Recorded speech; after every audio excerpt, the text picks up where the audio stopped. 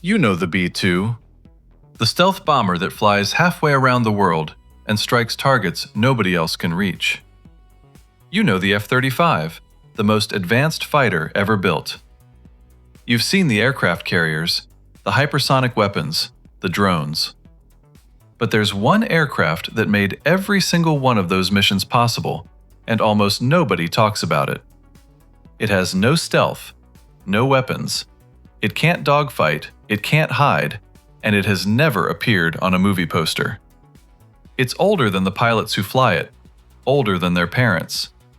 It first flew in 1956, when Eisenhower was president. And here's the thing, if that aircraft disappeared tomorrow, the entire military might of the United States would collapse inward, shrinking back to the radius of its own runways. The B-2 couldn't reach its target. The F-35 would become a short-range interceptor. American global power would simply stop working. This is the KC-135 Stratotanker, the most important aircraft in the U.S. Air Force. And it's a 70-year-old flying gas station. To understand why this matters, forget the technology for a second and think about a simple, brutal limit. Fuel. Every combat aircraft ever built has the same weakness. It can only fly as far as its fuel allows, and then it has to come home. The most advanced fighter in the world is useless if it can't reach the fight. And the closer you park your airbase to the enemy, the more dangerous that base becomes. So you have a trade-off with no good answer. Bases far away are safe, but your aircraft can't reach anything from them. The aerial tanker breaks that trade-off. It multiplies reach. It turns a regional aircraft into a global instrument of power. A fighter that could only patrol a few hundred miles from base can now strike a continent away, because somewhere over the ocean, another aircraft flew alongside it and passed it fuel through a boom at 500 miles an hour in mid-air. Take that away, and everything unravels. Without tankers, advanced fighters shrink into short-range interceptors. Bombers can't project force. Reconnaissance can't loiter. The entire architecture of American air power collapses back onto the runways it took off from. Which is why the tanker is not a support aircraft. It is the aircraft that all the others depend on. Let's make that concrete, because the dependency is total. Picture the tanker at the center. Radiating out from it, the B-2 stealth bomber, the B-52, the B-21, America's newest bomber, the F-35 and F-22, reconnaissance aircraft, transport aircraft. Every single one of them, for any mission that goes far from home, needs fuel handed to it in flight. Here's the clearest example. In 2025, B-2 bombers flew from the continental United States all the way to targets in Iran, struck them, and flew home, without ever landing. That mission is one of the most impressive feats of air power in modern history. And it was completely, utterly impossible without tankers. The B-2 doesn't have the range on its own. It was the tankers, the old KC-135s among them, that carried that mission across the planet, refueling the bombers again and again over oceans in the dark. So look at the two circles. With tankers, American air power reaches anywhere on Earth. Without tankers, it reaches a ring around its own bases and no further. The B-2 gets the headlines. The tanker made the headline possible. And nobody films the tanker. So why is America still flying an aircraft designed in the 1950s? The answer is one of the great ironies in aviation. The KC-135 first flew in 1956. It shares its ancestry with the Boeing 707, the aircraft that launched the jet age for airline passengers. But while the 707 was designed for comfort and efficiency, the KC-135 was designed for something else entirely: nuclear war.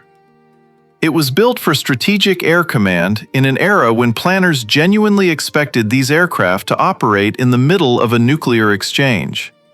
So the airframe was engineered to survive things no airliner would ever face: the overpressure of a nuclear blast wave, the thermal radiation of a detonation nearby. They built it like a tank of the skies. And that decision, made for the apocalypse, gave the KC-135 something nobody expected: near immortality. It was so ludicrously over-engineered that it has outlasted almost everything that was supposed to replace it. Around 370 of them are still flying today. The average one is somewhere between 61 and 69 years old. Think about that. The aircraft refueling America's frontline fighters today was riveted together by workers who had lived through the Second World War.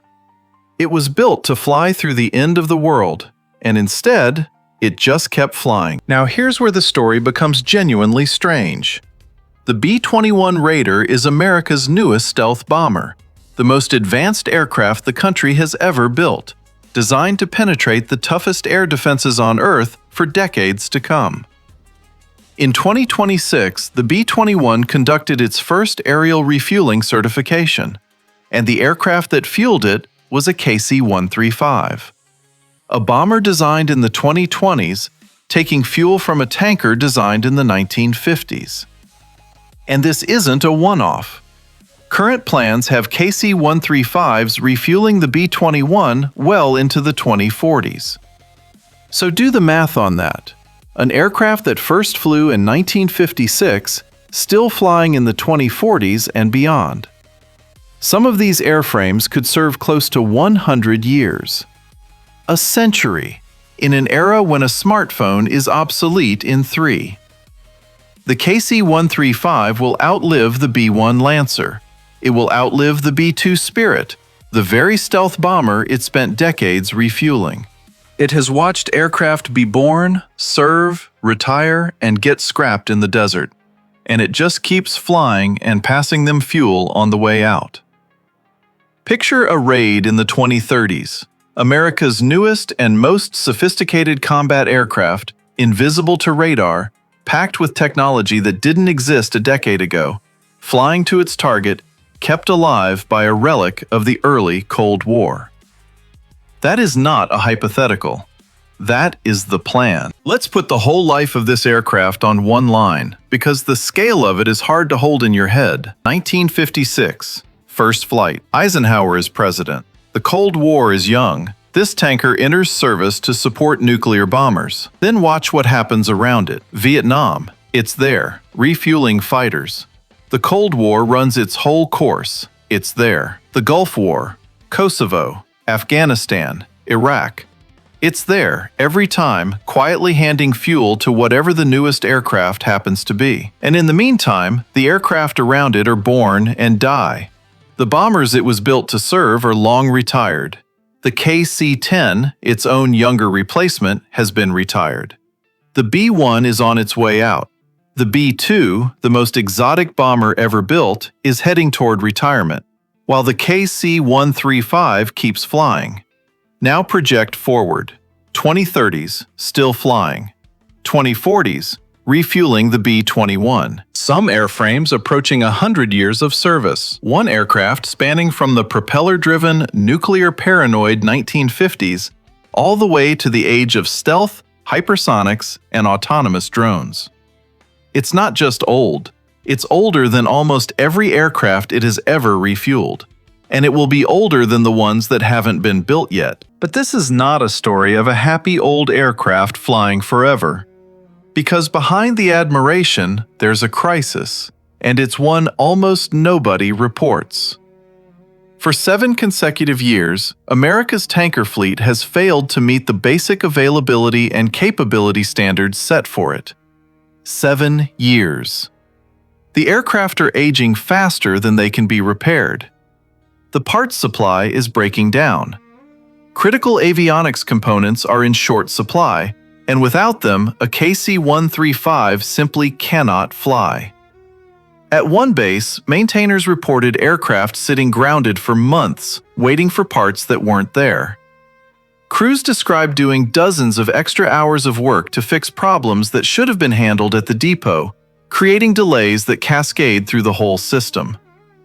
And the replacement? The KC-46 Pegasus was supposed to solve all of this. Instead, it arrived with serious defects of its own. critical deficiencies involving its refueling boom and its remote vision system, the cameras the boom operator uses to actually connect to another aircraft. Its parts situation is, if anything, worse than the old jets. The Air Force didn't order enough spares, and back orders are at record levels. Meanwhile, Congress has raised the minimum tanker requirement from 466 aircraft to 502 by 2028. The Air Force is not there.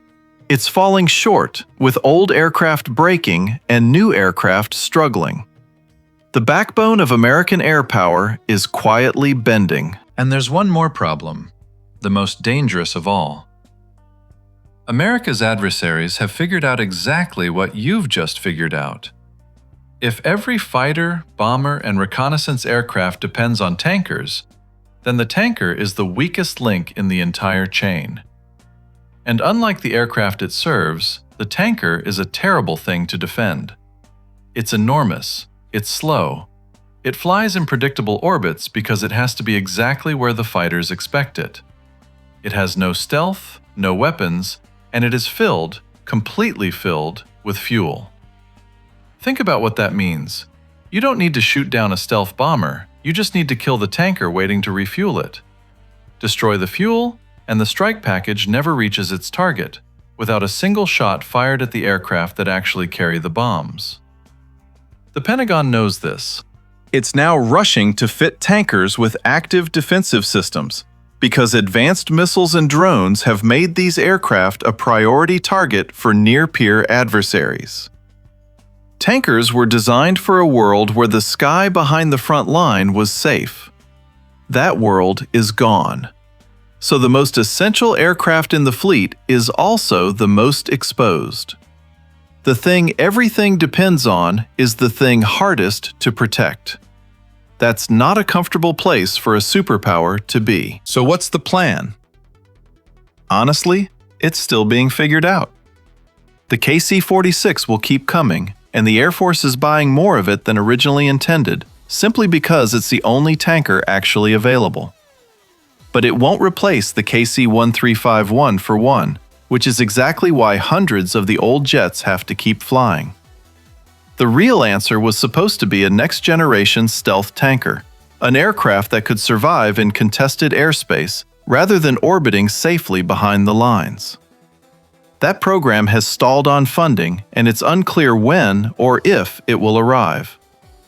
There is one genuinely interesting possibility: a blended wing body demonstrator being developed for the Air Force, a radical design that looks nothing like a conventional airliner and could dramatically improve efficiency.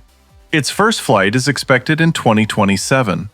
But even in the best case, the transition takes decades, which means the United States will keep projecting power across the entire planet, supporting its newest, most sophisticated weapons, using aircraft that are older than most of the people flying them, and older than several of its presidents. So, why is the most important aircraft in the U.S. Air Force one that almost nobody talks about?